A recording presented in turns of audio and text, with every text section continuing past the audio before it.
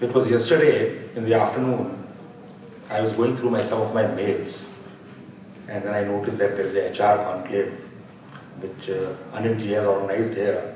I called him up. I have never met him. 12, 15 years I have known him.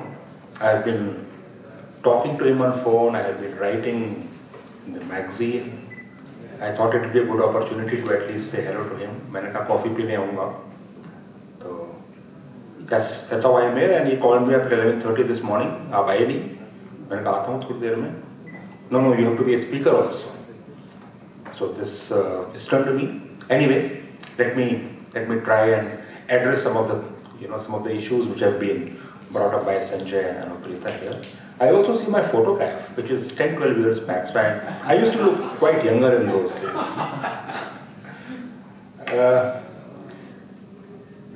I think some familiar faces, Pradyumn ji, Deepak ji, yeah. I think this is one of the first conferences after last 1.5 years, 2 years, which is happening face to face. And tired of doing webinars and speaking on webinars. So good to see everybody here. Good crowd here. I think last 1.5 years, and all of us who are talking now about new competencies, new learnings, we're talking in the context of what has happened in last 1.5 years, 2 years. And these have been very, very unprecedented times. Unprecedented because nobody experienced this kind of situation. If somebody was to say, no, it happened in 1960 and we sort of dealt with it in this way. It happened in 1970, we dealt it with it this way. It never ever happened actually. We have seen financial crisis, we have seen economic crisis, we have seen September 11, we have seen Lehman crisis, but never a health crisis like this in our lifetimes. And to me, this is actually when there is a health crisis, it is nearing the end of the world. Good, the vaccination happened. Good sense prevailed upon all of us, and we are all here. But we have seen bad times. We have seen really, really scary times, especially this year from March, April to May, June. Lost some of the friends, colleagues, people in society. So from that perspective, what I learned, and I was speaking to a couple of senior colleagues and friends, that in this time of crisis, what one has learned is that leaders, not just the HR leaders, but business leaders, and I'm told there are some entrepreneurs also. In this time of crisis, leaders don't manage businesses alone. They run the families. This has been the biggest learning of this crisis of COVID. And that one has to remember always, that as business leaders, as HR leaders, there is a responsibility beyond doing business, which is to serve the society and run the families, at least for the people who work for us, our employees, our vendors, our suppliers, etc., etc. Sanjay rightly said that there are no new HR competencies. We have been doing and running the human resources function for last so many years. And what has changed actually is how do we look at it from a different lens? Not just because of COVID alone, but also how the political environment, social, technological changes have happened in last, let's say, a decade or 1.5 decade. So how do we really reconfigure ourselves, re-engineer ourselves in terms of the HR competencies? I won't take much time. I'll talk of only two things, especially for HR practitioners. And I'm also an HR practitioner for the last 30 years. First is that in the new normal, as Anuprita said, in the new normal, the HR practitioners have to imbibe more. It's not that we are not doing it. Social and emotional skills. How do we connect with our people? How do we empathize with them? And especially, how do we care for their mental well-being? We are all seeing these days workshops being running on mental well-being, mental wellness days being observed. But how do we really practice that? It's good to read, it's good to attend programs and seminars, but how do we actually do it at the workplace with our people is very important. And for that, one has to imbibe the skill and competency of what I call as AIR.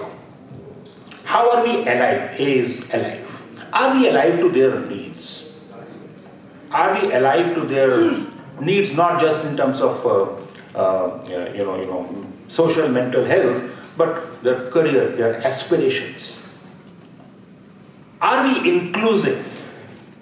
Do we have an approach of inclusivity? And third is respect. Do we respect the people that work for us?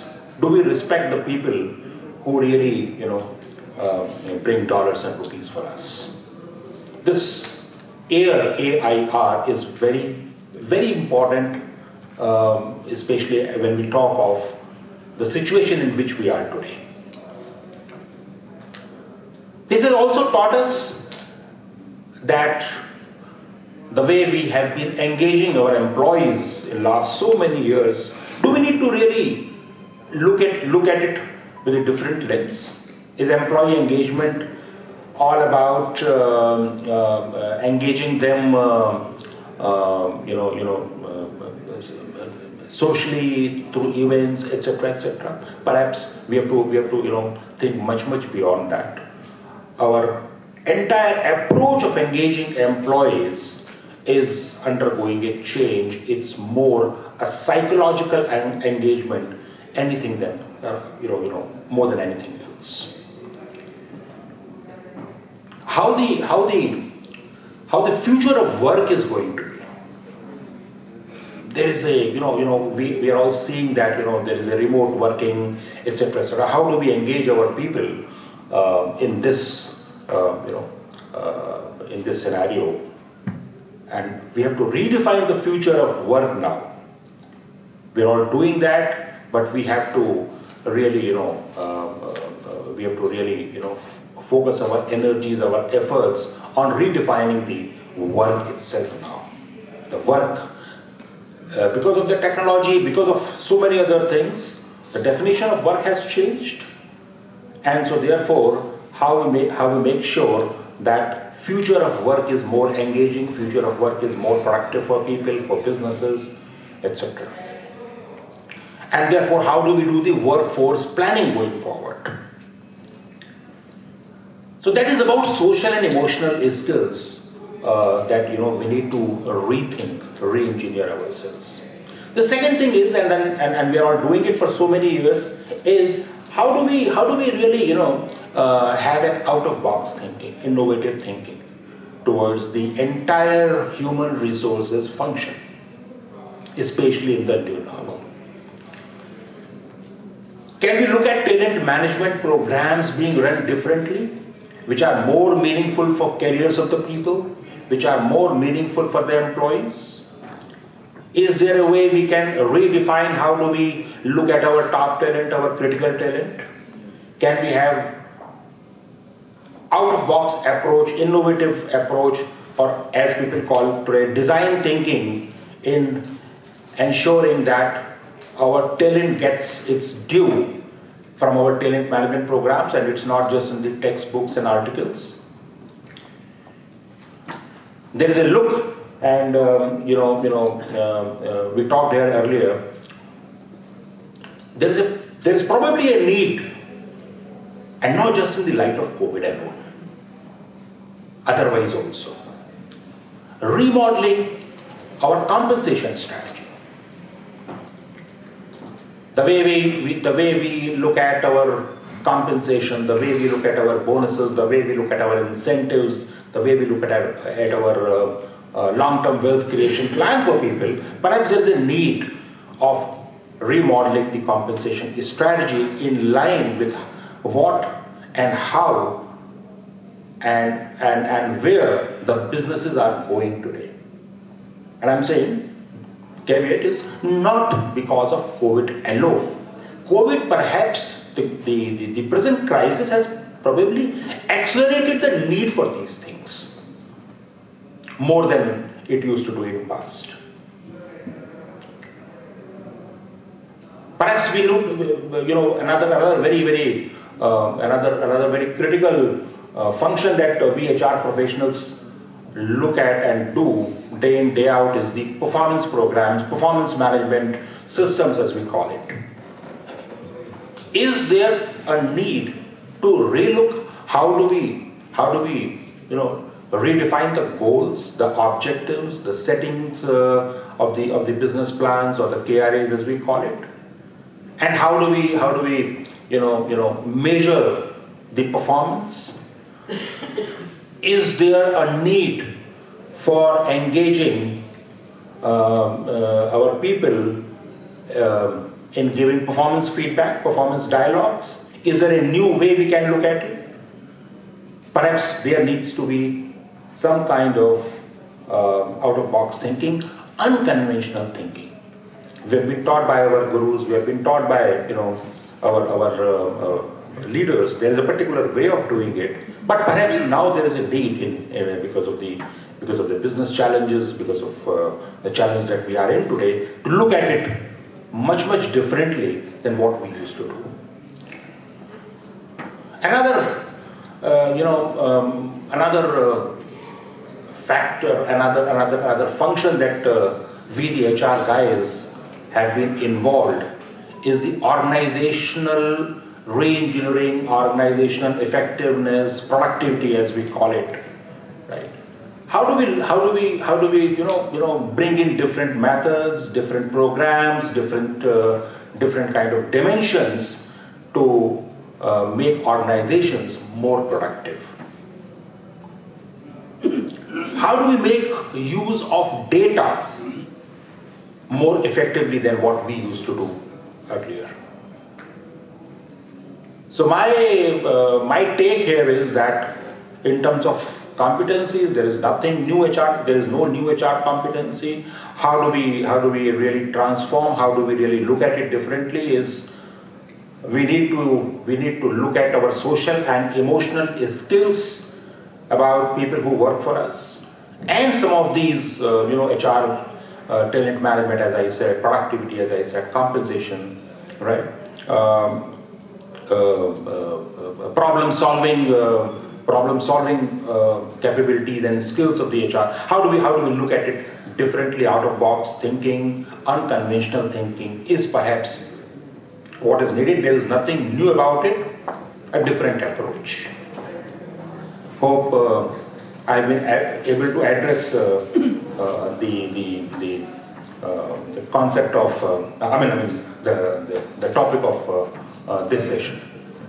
Thank you so much.